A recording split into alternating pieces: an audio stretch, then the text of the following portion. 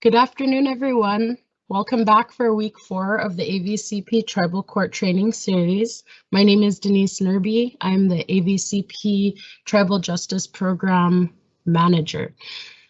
So we're going to jump right in. I'm just stating a reminder that these trainings are being recorded and everybody is placed on mute to begin with. We ask that you remain muted unless speaking, and to be able to unmute yourself, on the phone you'd press *6, and on the computer it's the microphone button at the top right hand area of your screen. We will open the floor at the end of the presentation, and we very much encourage and welcome any questions or comments. You can also drop those questions or comments into the chat if you're on the computer if you do not wish to speak. Without further hesitation, today's presenters are Rick Garcia, Tribal Court Facilitator with the Alaska Native Justice Center, and Estelle Thompson, who is a Tribal Justice Consultant. They will be speaking today in regard to types of cases, case management, and tribal court software. Without further ado, I'm handing the floor to you, Rick. Thanks, Denise. Well, good afternoon, everyone. It's great to see so many familiar faces and to hear so many familiar voices. Before we begin today, I do want to first thank Denise and her wonderful Tribal Justice Department staff for inviting me to present today. And I also want to recognize and thank them for the wonderful work they are doing in the YK region. For those of you who don't know me, my name is Rick Garcia. I am a tribal court facilitator with the Alaska Native Justice Center here in Anchorage, Alaska. I am originally from Miami, Florida, but I have been living in Alaska, for almost 4 years now. For most of my work, I have really been focusing on working with Alaska Native tribes and tribal justice systems and helping to rebuild and reestablish and create that capacity for tribal justice systems here in Alaska. Previous to my work with ANJC, I had the pleasure of serving as the District Court Magistrate Judge for the Alaska Court System based in Antioch and Hooper Bay. And previous to that, I had the distinct pleasure and honor of working for AVCP as one of the Associate General Counsels and also the Tribal Justice Director. So I'm really happy to be here today. AVCP and the AVCP tribes hold a very special place in my heart, and I'm really excited and thankful to be presenting today and to be part of this important conversation with you all. So today, I'm going to be talking a little bit about management of tribal court cases. And the presentation today is really talking about best practices and will offer additional suggestions to help enhance and create efficiencies in your tribal justice systems. But each of you know what is best and what is needed for your tribe in your tribal justice systems. So I'm hopeful that each of you hear something today that you'll be able to take back to your tribe and tribal justice systems that will help you do your work more efficiently and effectively. Throughout the presentation, if anyone has any questions, please go ahead and ask those questions in the chat, or please feel free to unmute yourselves and please interrupt me and ask your questions. I found that for me, the best trainings are the ones that are interactive. I've also found that if I have a question, there's probably a really good chance that someone else in our group has that same question. So please ask away, and I'm happy to answer any questions that I can. Okay, next slide, please.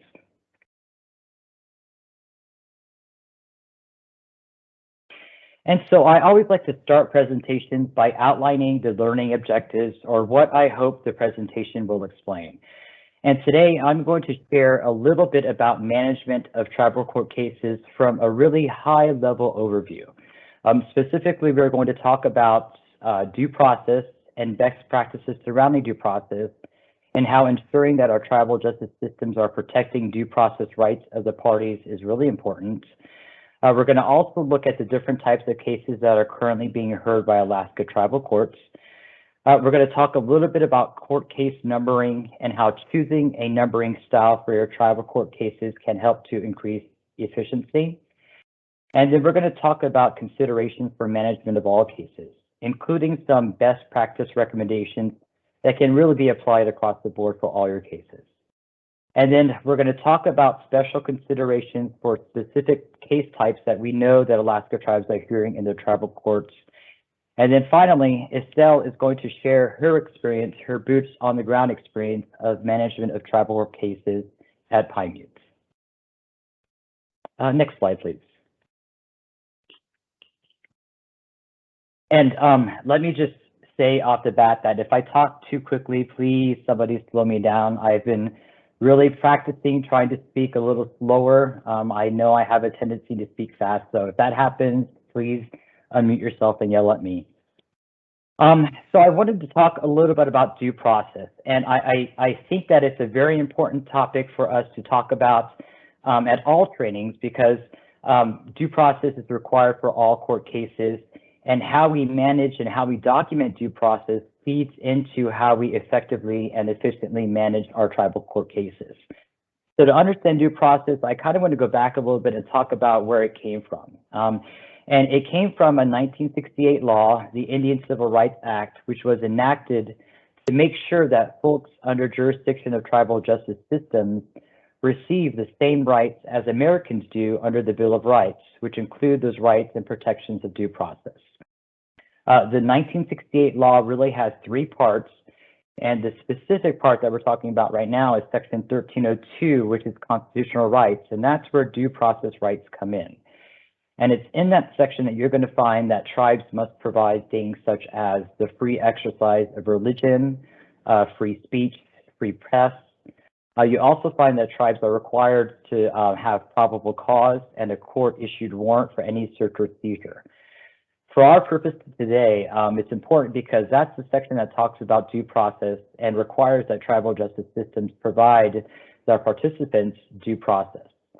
And there are other things such as procedural requirements for criminal jurisdiction and limits on dollar amounts that we're not going to really talk about today.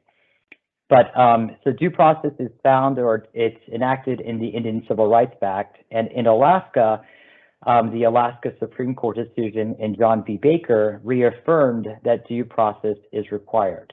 And so in John V. Baker, the Alaska Supreme Court justices, they sent a case back down to a superior court to really make a determination regarding due process. The Superior Court was trying to look at three items when they considered due process. They were looking at notice, opportunity to be heard, and also the impartiality of the judges.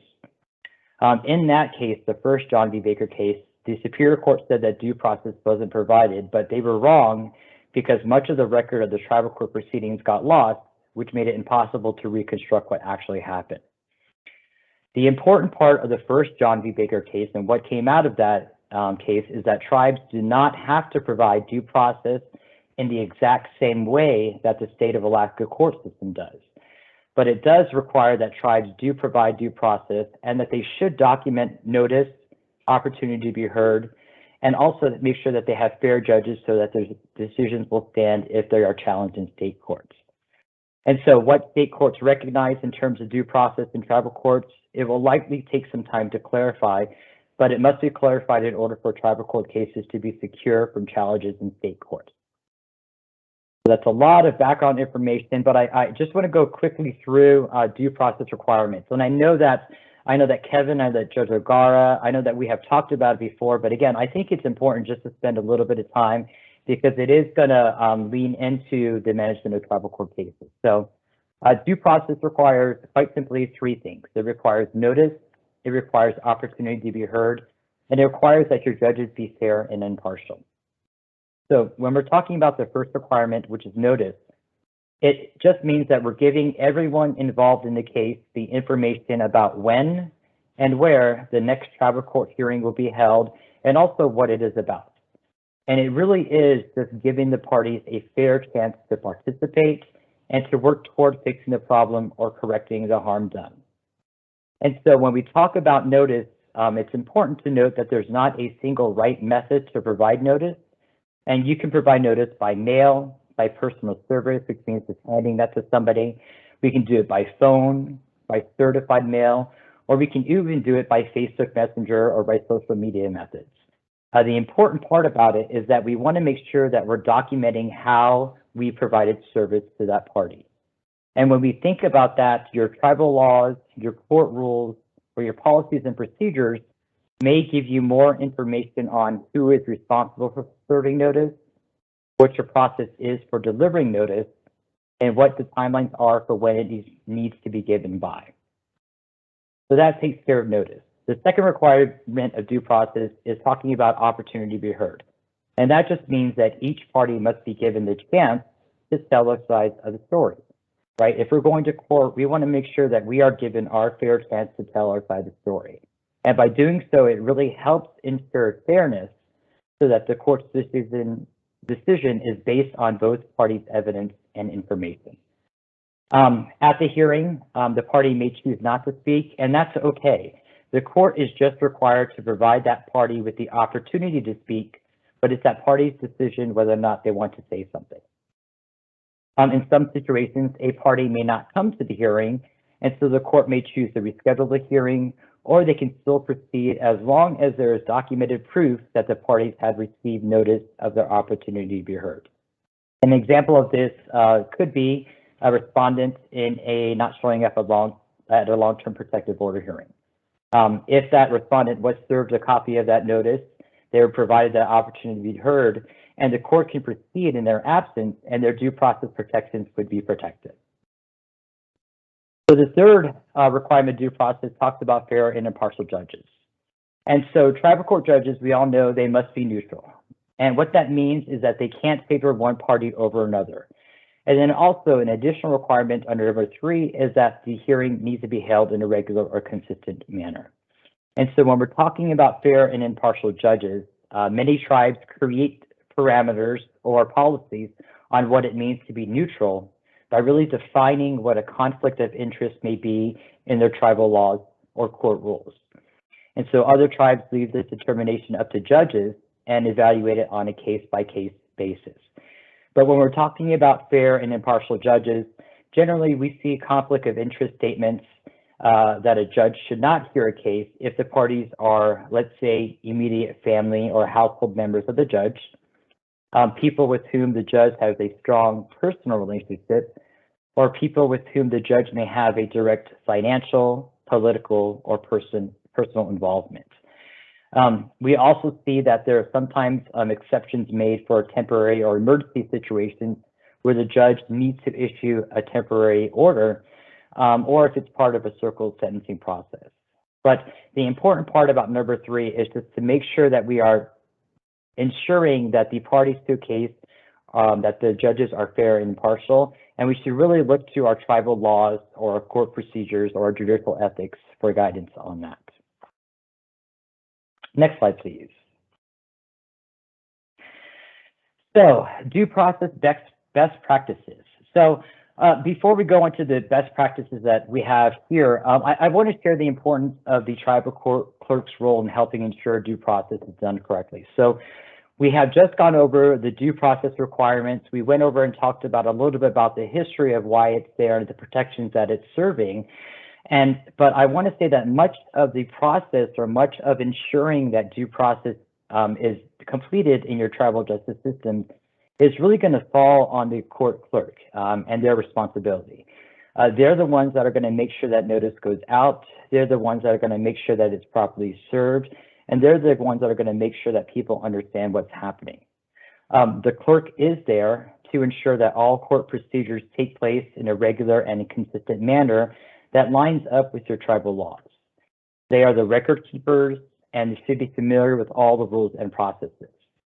A second level of protection for best practices is going to be the judge. And it's the judge's job to really verify that all of these due process requirements that the clerk has verified has happened has been done correctly, and to really handle their part in the courtroom. Judges should really be able to depend on the clerk to ensure that the requirements are hopefully met and that best practices are followed. But it's also really important to explain how a court arrived at decision. So both the judge and the court clerk are instrumental in making sure that these due process requirements and protections are done. And I want to just mention that confidentiality. Confidentiality isn't really a due process requirement, but it is a best practice for protecting court users. So the first due process best practice recommendation is that we keep good records, good written records, excuse me. So we may be asking, you know, a lot of what we do is oral, it's traditionally oral and all that good stuff. So why do we need written records? Well, written records really help to create a record of all the cases.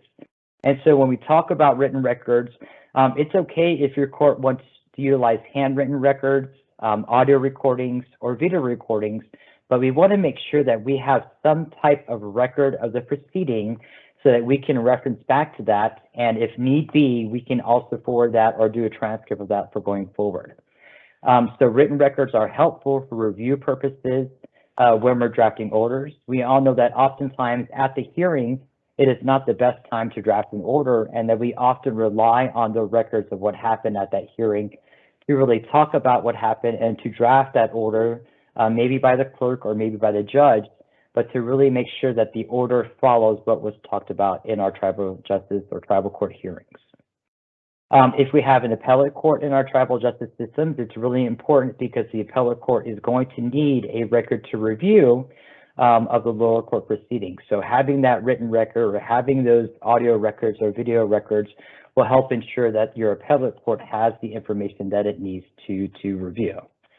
And then finally, written records are important, and we should consider utilizing that because it may be needed if a review of a court order occurs by state or by other agencies outside of our tribal justice systems. And so another part of due process best practices, number 2, of course, is you want to make sure that you follow your court rules, right?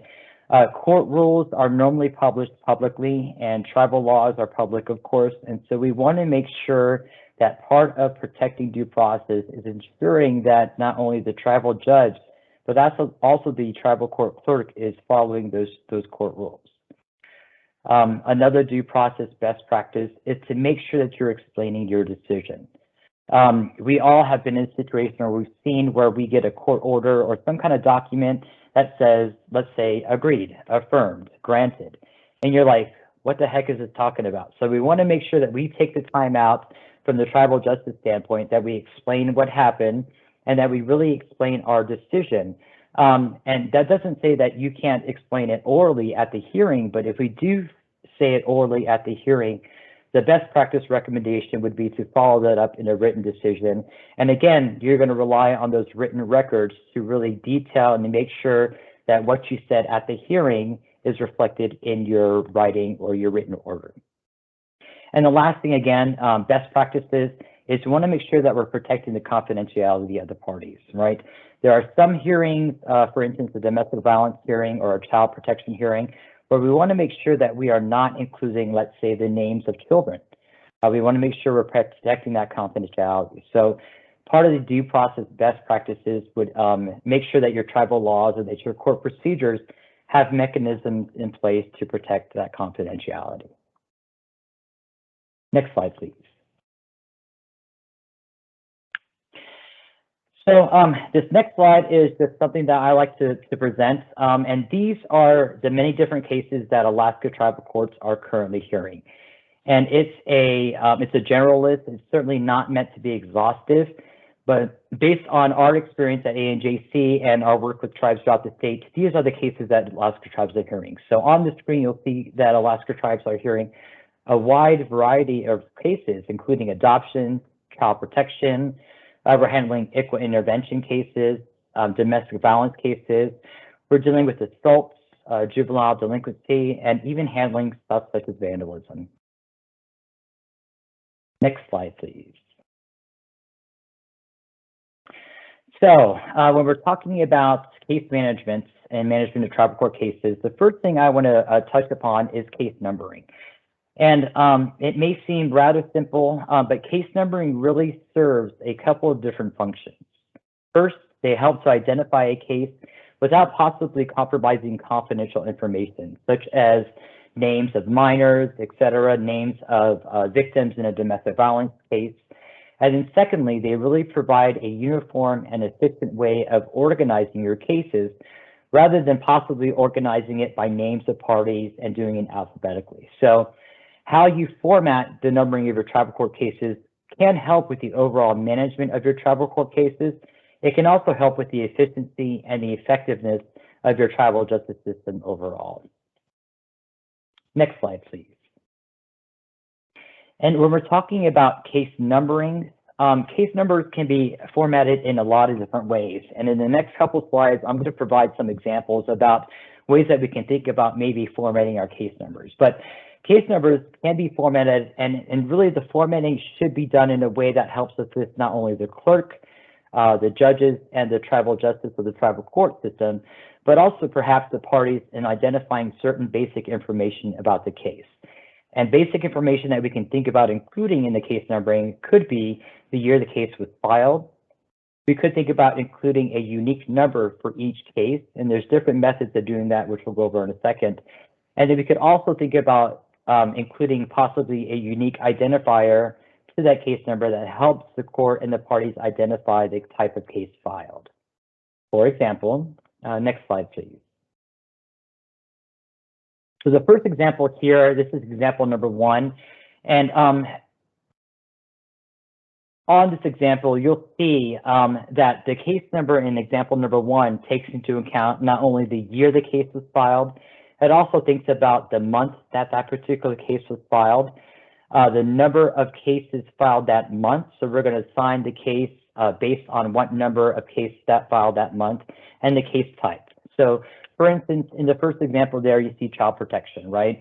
So let's say that we had a child protection case that was filed in October of 2021, and that was the third case filed in our tribal justice system that month. So you can see there that based upon the example format that we could name that case or number that case as 2021, representing the year that was filed, -10 because it was filed in October, -3 because it was the third case filed in October, -CP for child protection.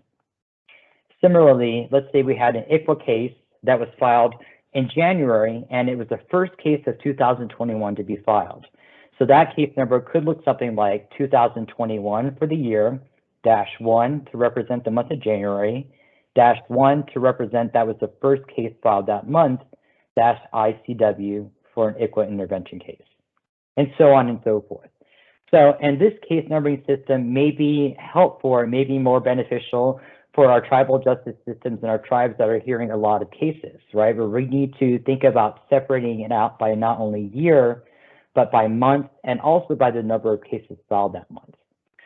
This case numbering system may not be the best method for our tribes that are just starting out or do not hear a large number of cases. But again, the case numbering system that your tribe implements and adopts should be really based on what is going to work best for your tribe. Next slide, please. So in example number 2, again, this is just a recommendation or a sample of how you can decide to number your cases. But in this one, the case numbering system will have the year the case was filed, and we're going to talk about, it's going to have the number of the case that was filed that year and the case type. So unlike the first example, we're not going to talk about, or we're not going to put a number in our case numbering to represent the month that was filed, but we're going to use the middle number to represent the number of cases filed that year. So, for example, if we have a child protection case, it was the first case filed in the year 2021, then our case number could look like 2021-1-CP for child protection. Let's say that we had a domestic violence case that was filed in 2021.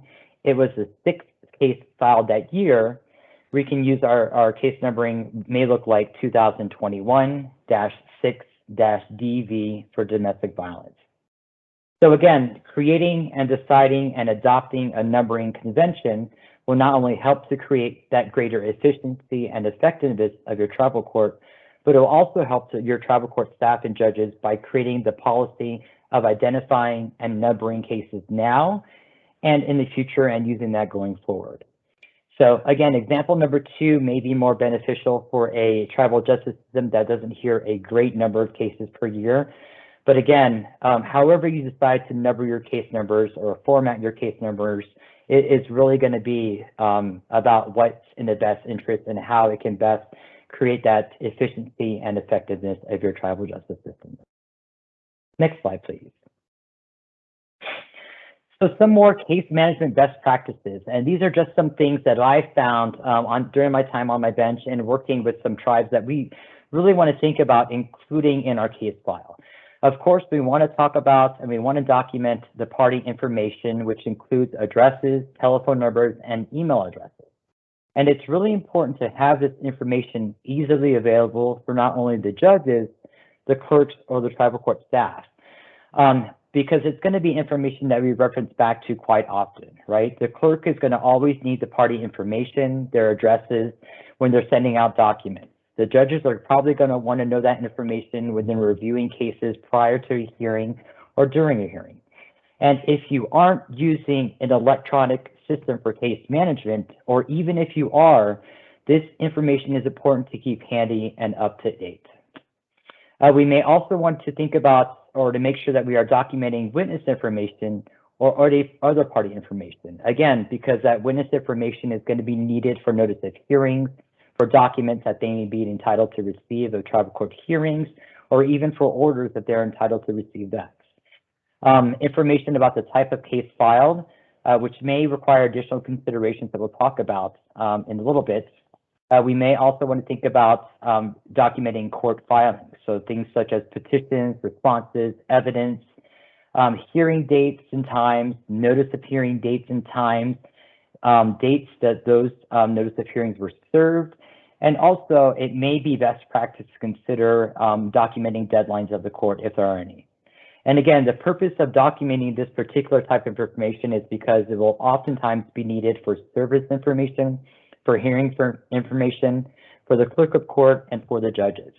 And so it may be beneficial to consider what this looks like in your tribal justice system and how we can make it more easily organized, accurate, and accessible. Next slide, please. Okay, so something that I developed while I was working or serving as a judge for the Alaska court system was a case information sheet that I used for my cases daily. And essentially the case information sheet contained all of the important information in a case, which we just talked about, in one document.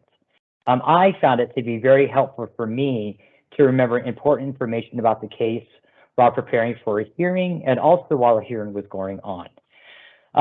So you know, the Alaska court system, they do have an electronic case management system, but to me, it was not intuitive, it was not easy to navigate, and it was very, very slow in the village. And we all know that internets can be challenging in our villages. So this was really a tool for me to document and capture important case information, and I used it each time I heard a case and updated it regularly.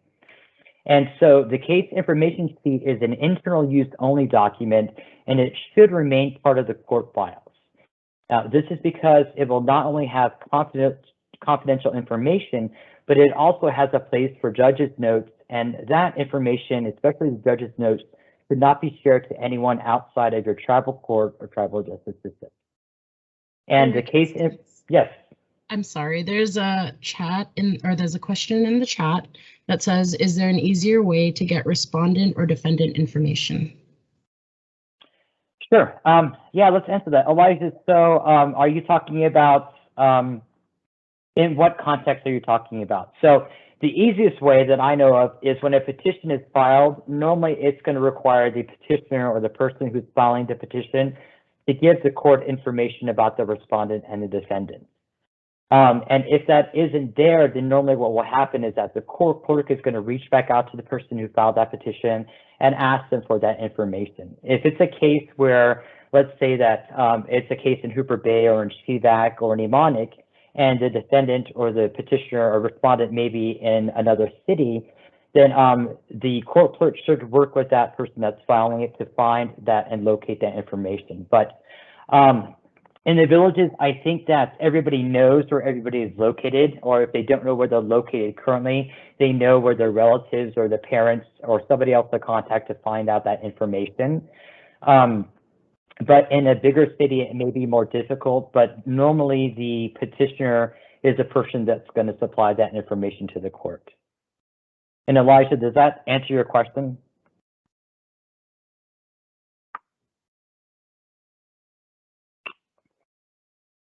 Okay. And so we're gonna, yes, oh, thanks, Elijah. And so going back to the case information sheet, this can be managed by the court clerk if you have one. For me, when I was at the court system, I was one of the only judges that didn't have a court clerk, so I was doing it all myself. But whether or not your court clerk, or the judge is doing this, you want to make sure that only the clerk and the judge have access to the sheet and the information contained in the sheet. And how I use this sheet is I normally have this sheet on the first page in a paper court case file. And again, it should be updated regularly. So that is before and after each hearing and when anything is filed with the court. Next slide, please. And so this is an overview of the case information sheet. I know that it's really hard to see, and so we're going to go through it in a little bit greater detail in a couple slides. But this, again, this is what I used when I was at the court system. And again, it just shows, it gives me a quick level overview or a high level overview of the case. And so let's go through it in a little bit of detail. Next slide, please. So in a case information sheet, you can see here that I had, it was an information sheet for internal use only. And that, again, that's really important because it's going to have not only information that's confidential about what's going on in the case, but it may contain information about your judge's impressions and notes about hearings. And so you'll see at the top there, there's room for a case name, case number, the type of case, the judge's name if it's assigned to a different judge or if multiple judges work on it. You can put information about your plaintiff or your petitioner, the defendant or the respondent, and also witnesses information. In the lower left-hand corner, you can see, and this is, again, specific to my work at the court system, where we handle a lot of criminal stuff and I was doing a lot of arraignments. But you'll see that we can include spaces for the date the complaint or petition was filed.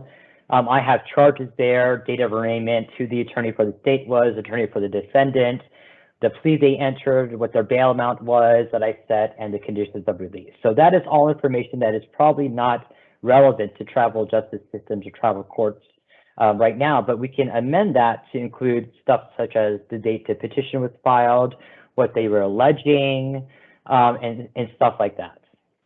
So next slide, please. So the next part of the case information sheet and how I used it is I had information relating to hearings. And so I would put under hearing number 1, I would put the type of hearing, I would put the date and the time of the hearing, I would put the date the notice of hearing was sent to the parties from the courts. And if it was a type of notice that required it to be personally served and we received a return of service, I would notate that under those next 2 boxes. And then you see their notes in next hearing. And that's where I would document my notes or my impressions on the hearing, in addition to the court recording that we had, so that I could reference back to some important information that I may want to include in my order or that I may want to think about or remember at the next hearing date.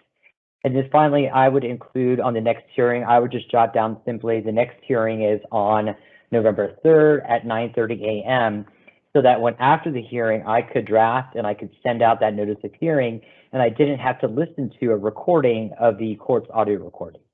And so I had spaces on it for hearing 1, hearing 2, and again, I would just track that information as the hearing went on and also update it regularly. Next slide, please. And the final thing on my case information sheet was I really wanted to make sure that I was aware of any motions or any pleadings or anything that was filed by any of the parties. And so I would document the type of the motion, and that could just be just as easy as putting the title of it, the date that it was filed, who it was filed by, and any notes or resolution. And so, of course, we know it's very important that any motions or pleadings that are filed by any parties to the case, that they're resolved before the end of the case was resolved. And so that helped me to track whether or not there was an outstanding motion, outstanding pleading, or if there was a pleading that was filed and it was resolved, what was the resolution? And next slide, please. And I promise we only have a couple more slides. So, so my next recommendation or best practice about management of tribal court cases is talking about a docket sheet. And a docket sheet can be internal use only, or it can be both internal and external use. And all a docket sheet is, it's a helpful document that provides case information, and it's normally chronologically or in date order, and it lists all the things that have happened in a case.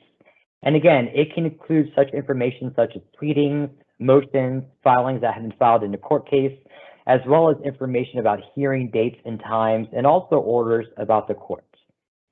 It could also include party information as well, but again, it's important to consider that if this is going to be shared externally, that we want to make sure that we are protecting the confidentiality of parties. So if we're creating a docket sheet, maybe we should think about not putting their personal addresses, their personal phone numbers, or children's names on the docket sheet. Next slide, please. And so I wanted to provide an example of the docket sheet, and I know this is hard to read on the slide, and I apologize for that, but this is an example of the Alaska Court System's docket sheet. You'll notice that the docket items are in chronological order, and it includes things like petitions, hearing dates, orders, and summons. So it covers the things that we just talked about and the important things that we want to know about and that we may want to provide that information to parties and or the public, such as, again, petitions, hearing dates, and things filed in a particular case. And so when I'm presenting this to you, I know that tribes in Alaska are really at different stages in their tribal justice system development, and that creating a docket sheet that may be shared publicly may not be the best and most efficient procedure right now, but it may be something that we may want to consider adopting internally that can be developed in the future to be shared with parties and the public. And so this, in conjunction with the case information sheet, is just really an effective and efficient way of documenting what is going on with the case without having to either listen to your voice recordings or video recordings or flipping through a case file that could potentially have a lot of pleadings and documents in there. So next slide, please. Okay, so special considerations for specific case types. And this is just going to be a really short discussion. There are just some specific case types that tribal courts are hearing that may require additional or special considerations on how we not only manage it, but how we keep information confidential and safe. And the two that I'm providing examples are here today are domestic violence cases and children's cases. So in domestic violence cases, we know that it's important to keep that petitioner or the victim information confidential and secure, right? If somebody is alleging that somebody is harming them, then we want to make sure that any information that we're providing to the alleged offender doesn't have that person's personal information about where they may be located or how to contact them. So this is something that we want to think about internally, and we may require some special considerations. So if the tribal rules or if the court rules or your tribal laws say that we must keep that petitioner information confidential, then we want to make sure that we're developing and we're thinking about how we can make sure that happens within our tribal court or tribal justice system. Additionally, special considerations may include whether or not your hearings are open or closed. In regards to children's cases, we want to make sure that if we are publishing a docket sheet or we're publishing a case name where the public can have access to that or can see it, we want to make sure that we're keeping those children's names confidential, right? We don't want to make sure that everybody in the village or the tribe, you know, that they don't know, and they may know, but we want to make sure that we are protecting their confidentiality and not using their name. So it's customary to use, if in a children's case, let's say it's a child protection case, we can use our initials in the case style, you know, in the heading. Or we can use in the matter of, and we can use, again, their initials, but we want to make sure that we are thinking about if there are any confidentiality concerns or if there are any specific considerations, and that is really going to turn on what types of cases the tribal court is hearing. And next slide, please. And so my final thing that I want to mention today is that the best practice for case management and management of your tribal court cases is going to be really to look at your tribal codes, look at your tribal laws, to determine what is required, and to make sure that your tribal justice systems are following those tribal laws and tribal codes. They are put there in place to give guidance to the tribal justice systems. They are also put there in place so that the tribal citizens and people under the jurisdiction of the tribe understand, they know in advance exactly what is required. So it's really important that we know what those look like. It's really important that we have policies and procedures in place that abide by them, that follow those, and to make sure that we're following those laws and those codes. And next slide, please. And any questions for me? That is more talking than I thought I was going to do, but does anybody have any questions for me? If not, I'm going to turn it over to Estelle to talk about her experience with PyMute.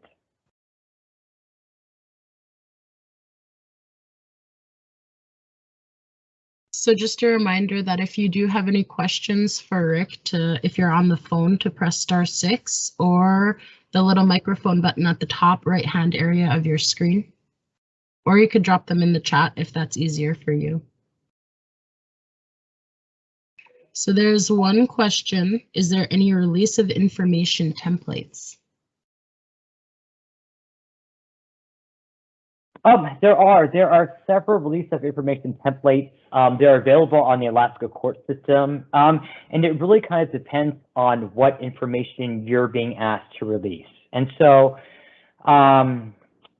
generally, release of information forms are used when you're authorizing, let's say, a medical provider to release information to either another person who is not that person being treated, or to the court if it's required and stuff like that.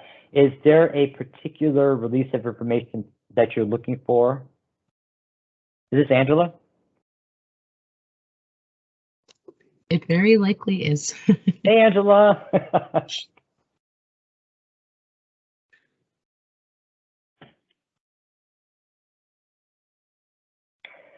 She says hi. Hi.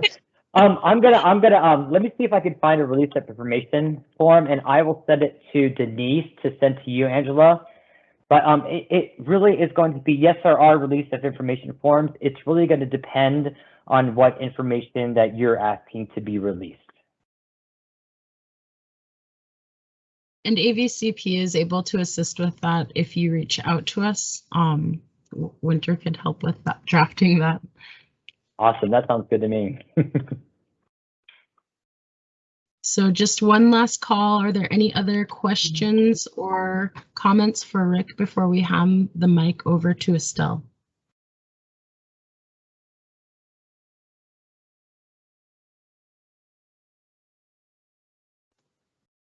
So hearing none, I'm going to pass on the mic. Thank you, Rick. Really good presentation. Thank you. Estelle, are you on? Yeah, I'm here. Hi, everyone. This is Estelle Thompson. I was the Tribal Court Program Director for the Native Village of Pyamute, and I do a lot of consultation. I switched over from just that position to being a consultant. One of the things that's really important to remember when we're looking at all these different things that Rick is talking about, at first, it seems like it's really overwhelming. But honestly, when you go through this process, just take it step by step. And exactly like Rick said, document everything. There are some really great templates out there because we have such a small court staff with very few officers, and like the court for Pyamute is based in Anchorage, and we hear cases from Hooper Bay. Or wherever our tribal members happen to be. One of the cases that I worked on was actually filing an interstate protective order that went through. What we did was we took the information down and we put it on our protective order. We registered it with it, gave it a case number, and we registered it with the state. And what they'll do is they'll send it to the proper authorities and stuff. But the most important thing when it comes to working these cases is establish the routine that you need to follow for each and every single case. One of the most important things that we do with documentation is put our case number on everything. If you don't, just like Rick said, if you don't have reliable internet, then you're going to rely more on paper. And having good templates for everything. I'm glad somebody asked about the templates for the release of information. Having good templates for your court forms is super important.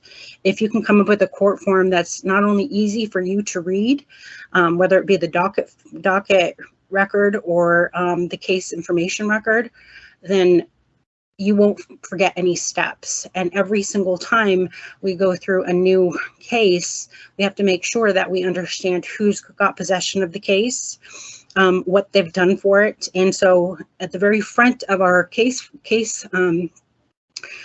records, in our file folders, we have a form that has the steps listed, and it's an Excel spreadsheet. I would have sent it to everybody, but I just moved. I'm still trying to get everything situated with my record keeping right now. But there's an Excel spreadsheet, and you can take it step by step, you know, all the way from the beginning where you give it a case number, and then you go from there, and it lists the steps, basically just like Rick's form he had. But this is something that we can transmit electronically if need be to our court staff in Hooper Bay.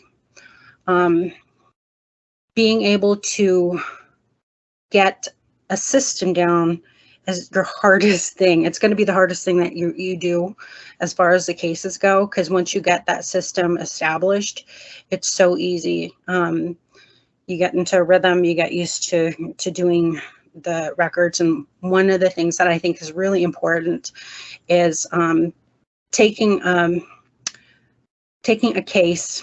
You can make up a case if you need to, so you can figure out the process.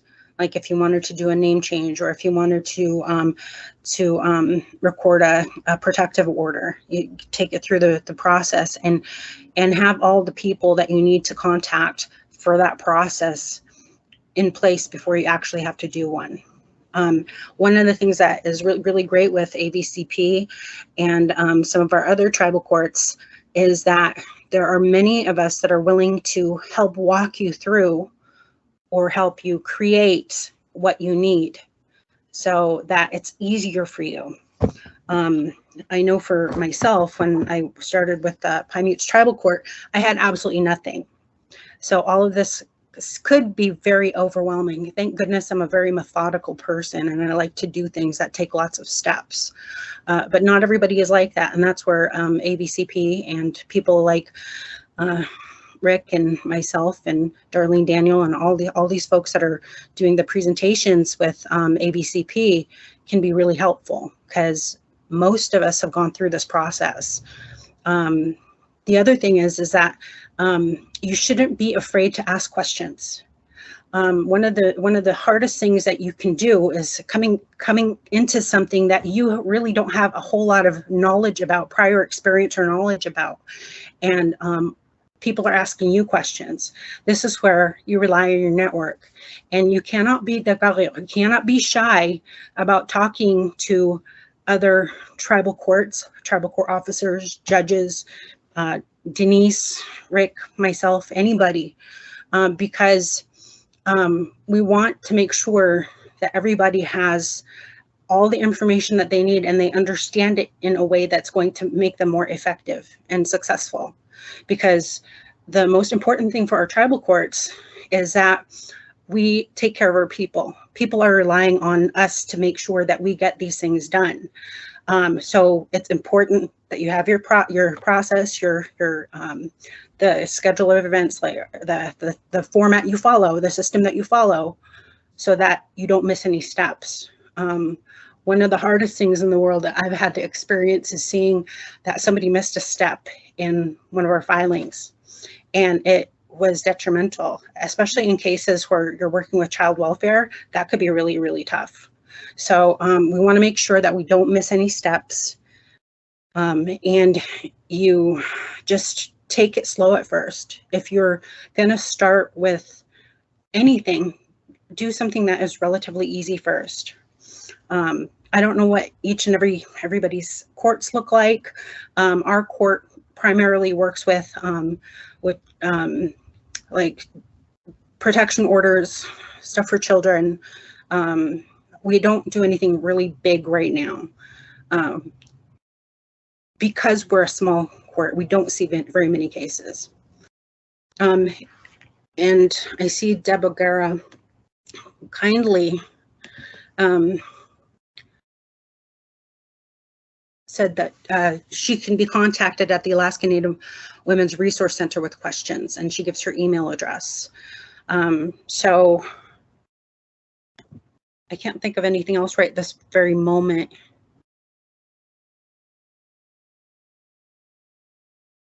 And Deb, did you say I was Darlene again?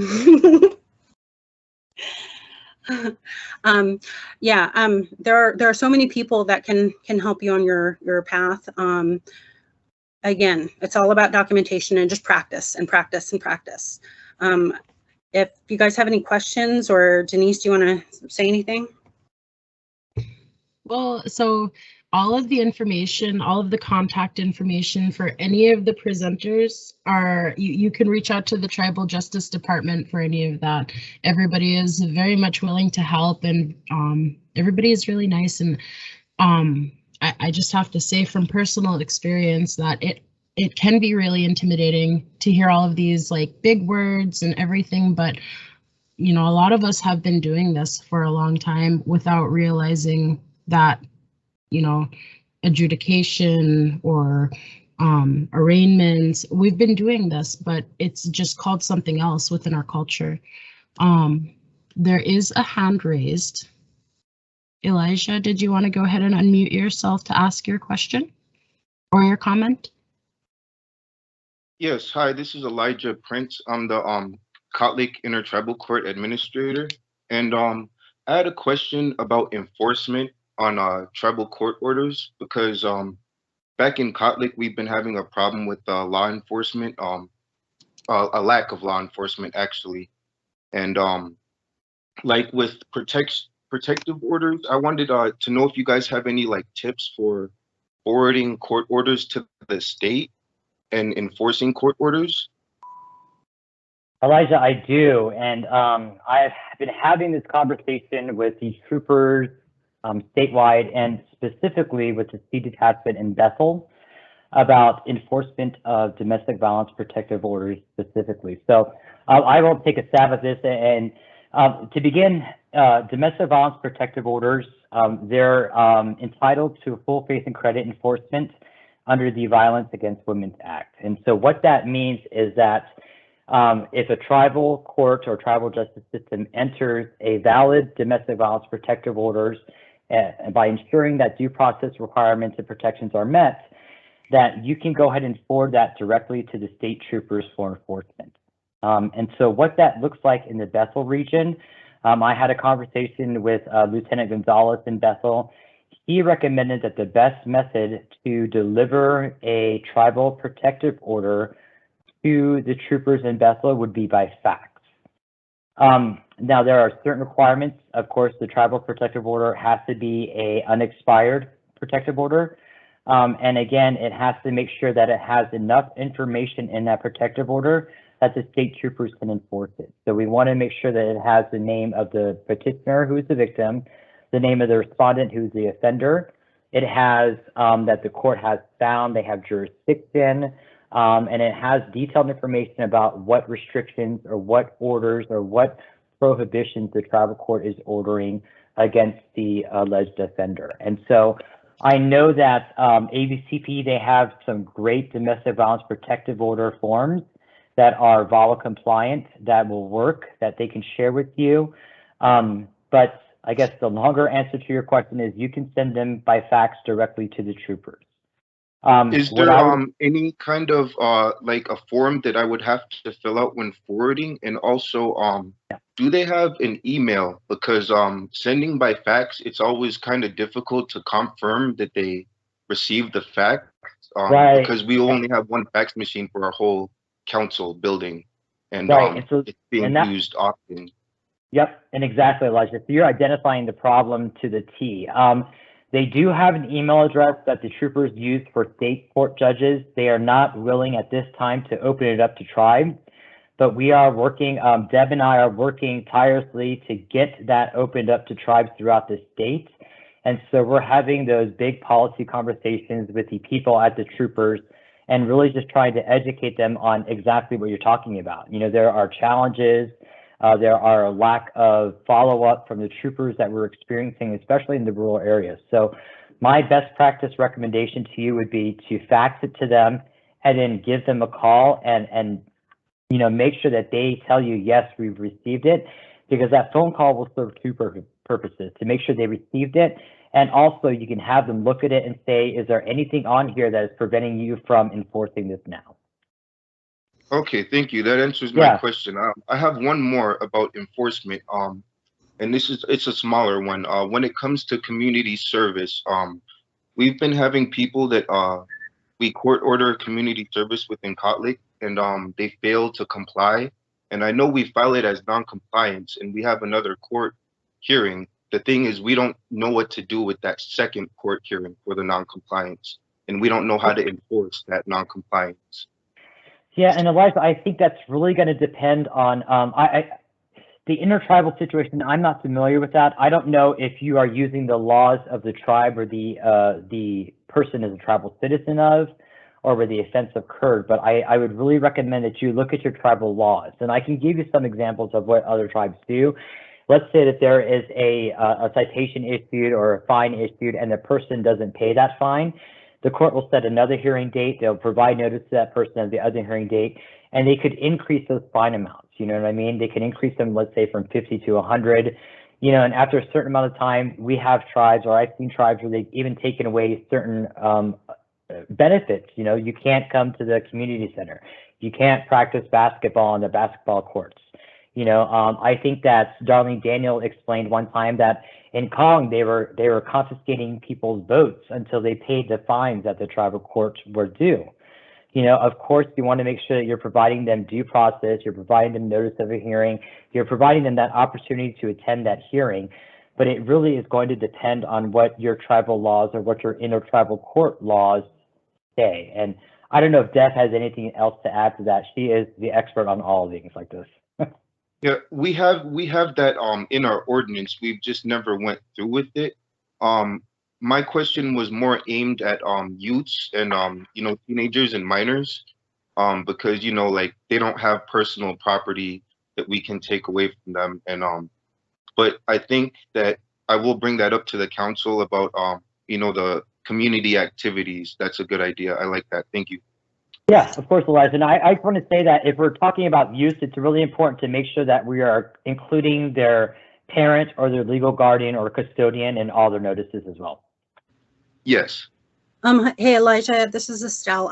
And I just wanted to add on to what Rick said about the first part of your question about the protective orders and stuff.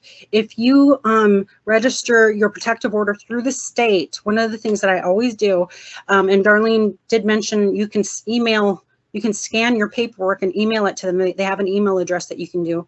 You can scan your paperwork into.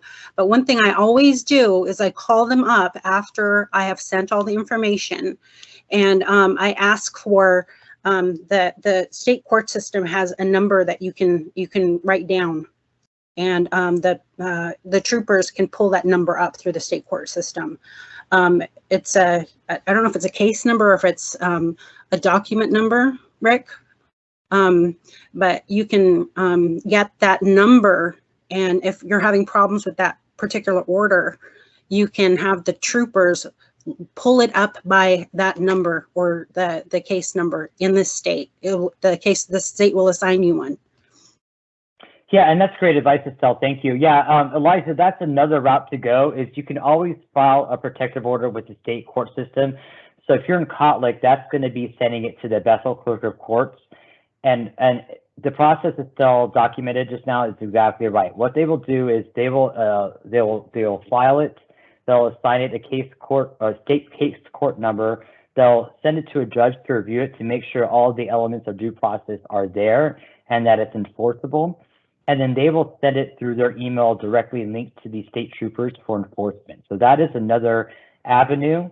And so that may be available to you in Bethel, but so there are two different ones. One requires registration with the state, but it's important to note that that is not required to get it enforced. Okay, thank you very much. Of course.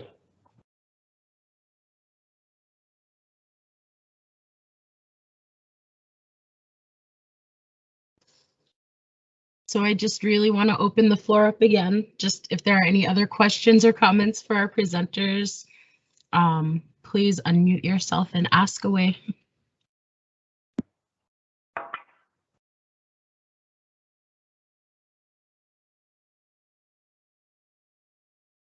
I always feel like I don't let enough time pass when I open the floor. So if you are on the phone, please press *6 to unmute yourself, or the little microphone button on your computer at the top right hand of your screen.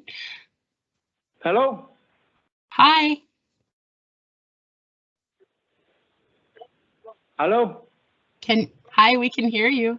Can you hear me? Yes, this is Noah from Kipnik Tribal Court. I have a question for Rick. I heard the lady that was talking when she first started her court system. She didn't have nothing at all, and that reminded me. You know, these lawyers and probably other judges in the lower 48 have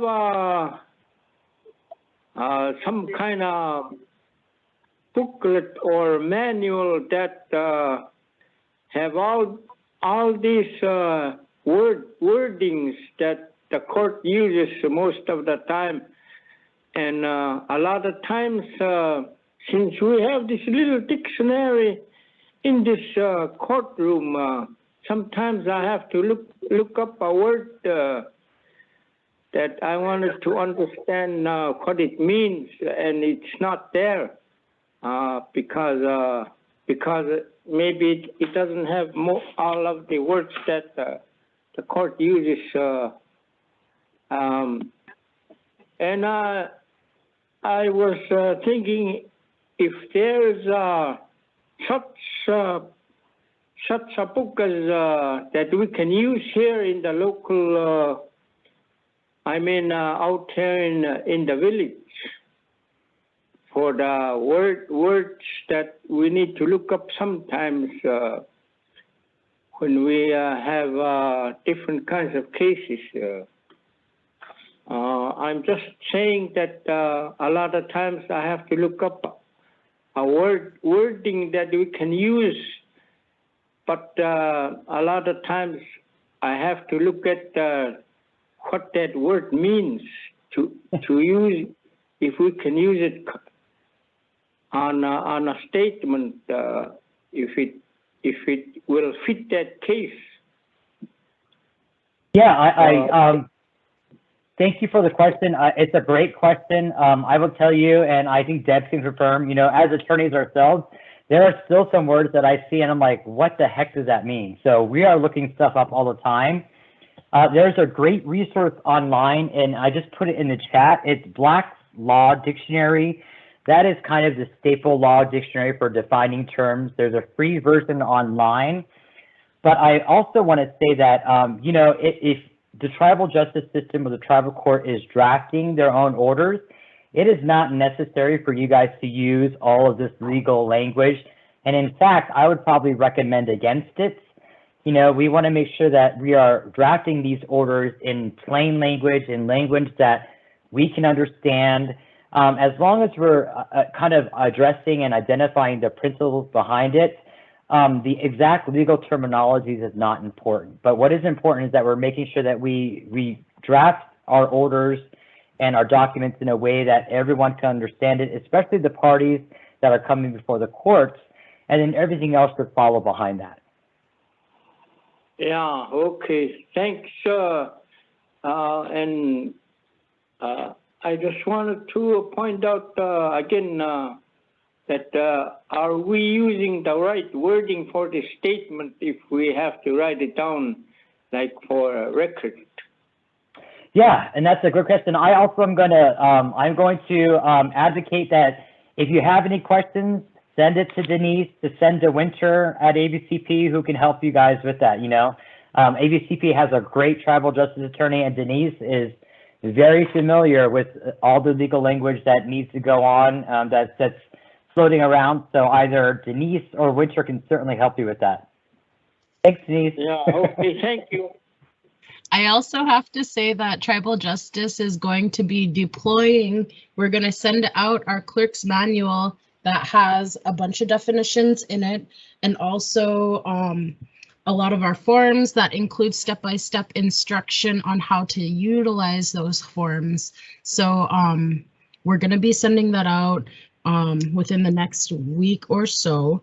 And if there are any questions, if you need help amending that or changing it in any way, we want this to be used by you. We don't want you to not understand anything that's in it. And if you want to change any of that, please contact us, 543-8550. And I know that we're supposed to do the 907, but I'm so stuck in my ways. So yeah, we're going to be getting that out soon, just so you know. Are there any other questions or comments? I seen Deborah. I seen you light up. I know this is my favorite place to be every week, and I'm so sorry that I was late and missed the presentation. And I am convinced that I'm going to change Estelle's name to Denise. That's my mission in life. So I just wanted to add what Rick was saying about the legal language and legal words. And so this is for the gentleman who just asked that question. You know, a lot of times what happens for those of us who work in the court systems is we run across these legalistic words, and then it's up to us maybe to look them up, and Black's Law Dictionary is the best thing. So if you can buy a copy of that and just have it there in your office, in your courtroom. And then the trick there is to not continue to reuse that word, but look it up, find the meaning, understand what the word means, and then translate it and start using the more common language, either in your own language or in English if your court's going to be in English, so that others that run across that and coming in to use your court then don't have to also resort to the dictionary for the meaning. I think one of our tasks is to make our justice systems as accessible as possible. And those of us who work in the court systems, that's part of our job. There's also another resource if you're primarily a Yupik speaker. There's this little booklet that was put out. I'll try to find it because I have a copy around here somewhere that has legal, medical, and other types of professional type terms that are used in Yupik. They'll have a translation, so you can, if you need somebody to translate to like a primary Yupik speaker or an elder, it's easier to use, so they'll understand it a lot better.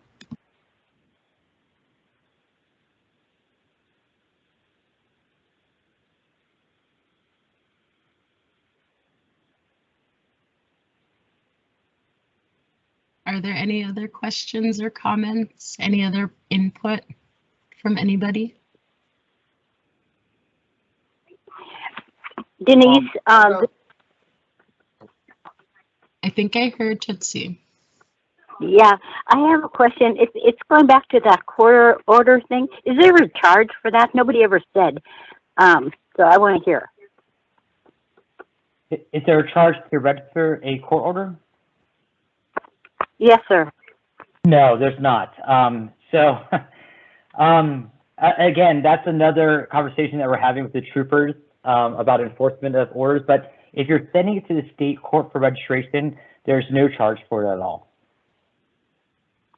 Thank you for the clarification. Of course.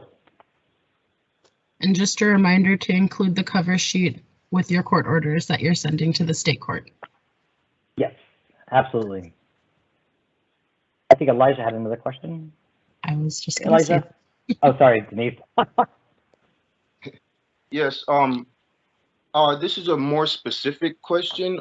It's about the process in manufacturing the sales of homebrew in a dry village.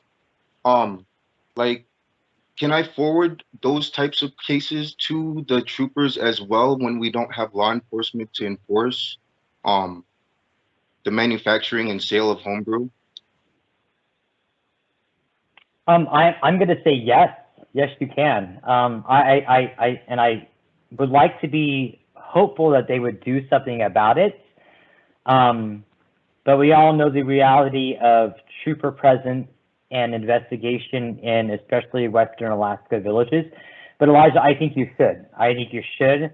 I think that when you do that, that your tribe should document that and create that record of what you're sending. The troopers are likely going to, if they do investigate it, they'll probably get, I think, that special prosecutions that does things like that out there in Western Alaska involved. But if you do forward it to them, I would recommend that you document what you forwarded to them and just follow up with them on that. And my second question, a follow-up question for that would be, can I file that or process that under a protective order? So that's an interesting question. Protective orders are generally issued. I mean, tribal protective orders, sorry. So I think it's going to depend on what your tribal laws define as a protective order. But traditionally, a protective order is when one person is seeking protection from harm or abuse from by another person. And so in a case where we are talking about somebody is producing and selling a home brew, I don't know. Violation of. Yeah, it's an interesting question. I don't know that a protective order could stand in that situation in the traditional sense of a domestic violence protective order. Deb, do you have any thoughts on that? Or Kevin? Kevin, yes.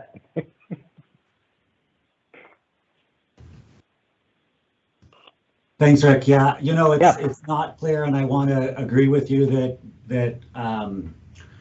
it may not normally fit that perfectly, but my experience has been that when somebody is bootlegging or somebody's manufacturing alcohol, there's always violence that goes hand in hand with that.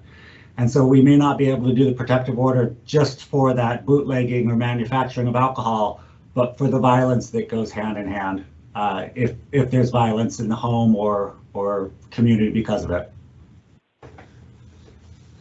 Yeah, and just to follow up what Kevin said, I think the prohibition against possession or delivery of alcohol could be a condition in a long-term protection order.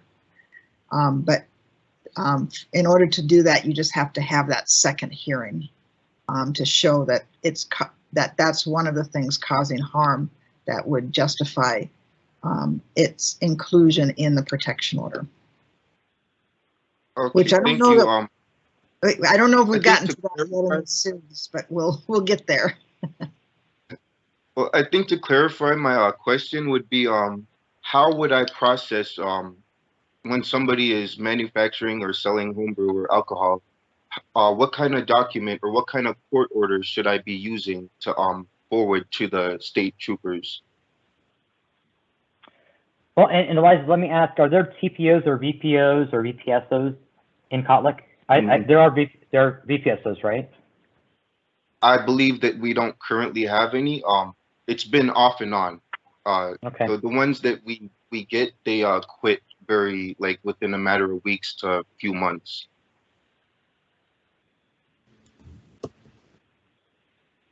Yeah. Hey, Rick. So right now, the state of Alaska is not accepting court orders to spur trooper action in this sort of situation. What you can do is collect evidence that the activity is happening to share that with the troopers. As a tribal official, it will carry more weight, and they should be doing an investigation. But unfortunately, there's not a way for you to issue an order that would require the troopers to respond in that sort of situation right now. I say right now because I know there's people that are working on these type of cross-deputization or evidence agreements so that we could collect evidence that could go to state court, but right now they're not allowing that. Okay, that answers my question. Thank you very much.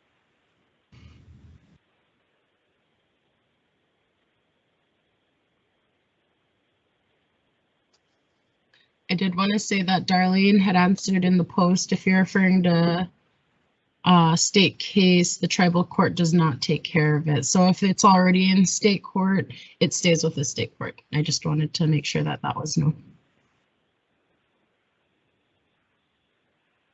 Are there any other questions or comments? Sorry, I don't want to take up everybody's time, but I do want to add, you know, this is such a serious situation, bootlegging and manufacturing of alcohol and all the everything that goes with it. This is something, in my opinion, we should be forwarding to the state troopers for criminal charges, but we should also be taking action in our tribal court. And we may not have police and we may not be able to arrest people. We have to depend on the troopers for that. But I think there is a lot that we could do, issuing protective orders to keep children safe, other ways to remove people like this from the community. The most important message I have is to not feel powerless. It's not easy, but we can definitely keep our community safe.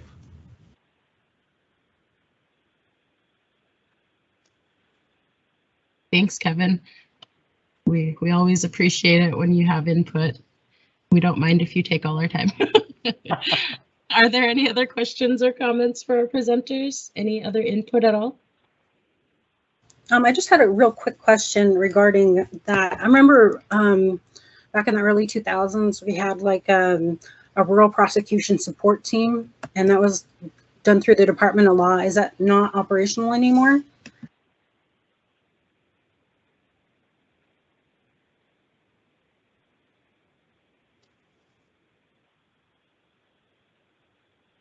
This is Kevin. I do not believe that it is. I think that ended with the previous administration. That's a bummer.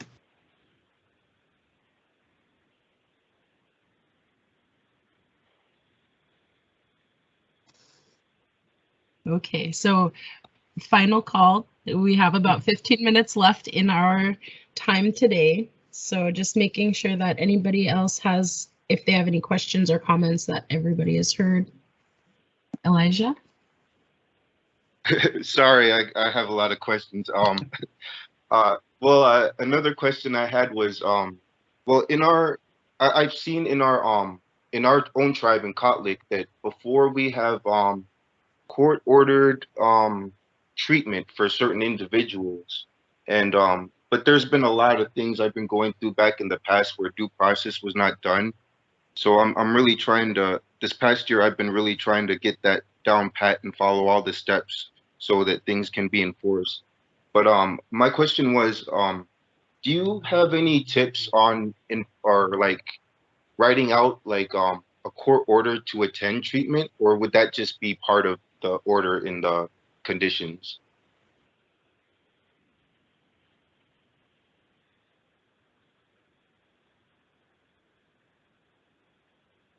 And also to follow up with that, who would I do you have any tips on who would I coordinate that with, like any agencies or anybody who does that?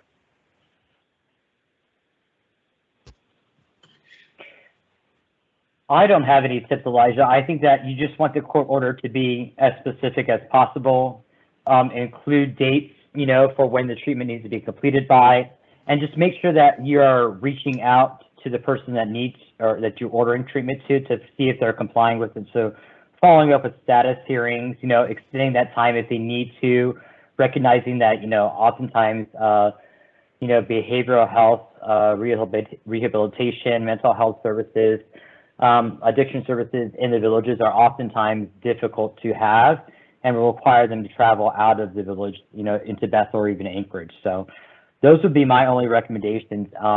And just making sure that the court is there, you know, to try to work with the person in achieving those purposes. And Elijah, this is Estelle. One of the other things that's really important as you're setting up your court is to start establishing the relationships with some of these agencies that you are going to be working with. So, you know, making sure that you have your contact at YKHC who you can send referrals to through the clinic. You know, maybe once you get the paperwork in, you can have it put it into the clinic and they can start doing the paperwork for a referral. Being able to have those relationships and even having those relationships written down on paper, saying this is what we are going to do, you know, and having the responsibilities laid out. Once we have this order established, we will send the paperwork over to this place and have somebody there to receive it. Getting those relationships established before you actually go through some of these things is really important. Knowing where, you know, thinking about all these different places that you may have your court participants work with is going to be important. And even if you don't have something that's set up, you know, being able to establish it, and once you establish it, have it written down so that if it comes up again in your community, then you know exactly who to contact and what to do. And just to add on to that, Rick hit it right on the head that you're going to want to write it in your court order, but you're going to want to work with, I think for Kotlik, you'd work with your behavioral health aide, who would work with the sub-regional clinic in EMO, who would work directly with the behavioral health. It would be so I'm thinking community health aide, but it would be the behavioral health aide in your community. Sometimes YKHC doesn't have those things, and I just wanted to remind everybody that Healthy Families with AVCP does take referrals from tribal courts, and I really want to advocate for them because they are, they're all about our culture, and that is really where we have to turn to for all of our healing. So the Healthy Families Department at AVCP, is a really great resource for the tribal courts in our region. And if you need any more information on that, also please feel free to reach out to the Tribal Justice Department. It's more holistic than a lot of our, I guess, the Western where you would refer people to. I don't know, treatments, I guess you would call them, but you know, what we're looking at is restoring our people, and I really want to advocate for the Healthy Families Department. So, yeah, thank you very much. Yeah, I've heard good things about the Healthy Families. And I like what you said, Estelle, earlier about establishing relationships with these organizations, because I think that's one thing in this past year I've kind of failed to do. And I think that's very important. And I've been learning a lot. Thank you guys very much. Yeah, don't beat yourself up too much about that, because it's a learning process. You know, building these courts is a learning process, and sometimes that learning curve is real steep. But once you get it down, it's going to be like really easy afterwards. And just keep doing the good work, keep documenting what you need to do next, and think about what's been successful for you and what you need to work on. And it makes it so much easier once you get everything down.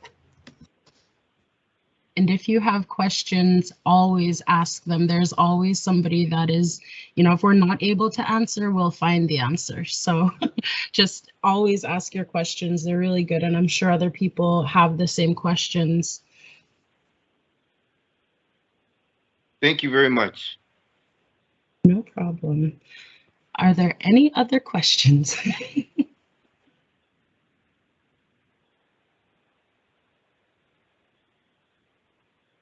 So if there are no more questions, just as I said before, Tribal Justice is here to help, and we want to help you in any way that we can.